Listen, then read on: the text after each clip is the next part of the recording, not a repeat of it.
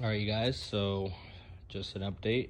It's been about an hour, give or take 10 minutes, and she's about out on the ground.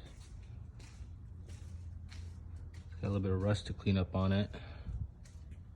But yeah, all out of there. Kept the AC pump still intact, so nothing leaked out. Power steering pumps up on top. Got the drive line, cat. And here's the knocker. So we'll be just reusing the transmission, starter. We got action race clutch going in. Oh, my bad, sorry. We are actually gonna use a Comp Stage 3 6-puck clutch in it. We are going to put a lightweight flywheel in it just to help with the mass. Since it is all-wheel drive, there's a little bit of more of a mass for it to turn over. So since we want a little bit more oomph to it, we're gonna go with a lightweight flywheel in there. About a 8-pound or a 10-pound, depends on which one we get from one of my buddies.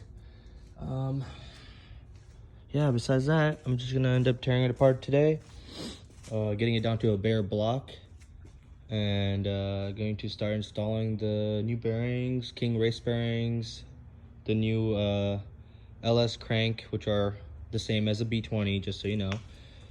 It is all standard size, so it's already micro polished, ready to go. We're gonna end up just putting the block together today, and since I found out that we don't have any more rod bearings in stock here, so what we're gonna do today is we're gonna install the crank, and we're gonna drop in the pistons and get everything bolted up back to the transmission, and hopefully get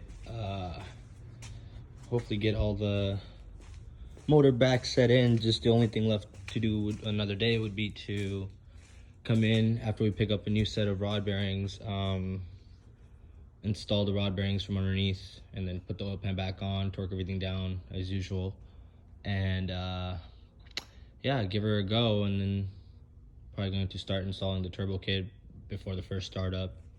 And speaking of the turbo kit, actually, so I did have a 1992 EG sedan that had came with original EG Greddy turbo kit that I've had for about a few years now. It's got a small turbo on it.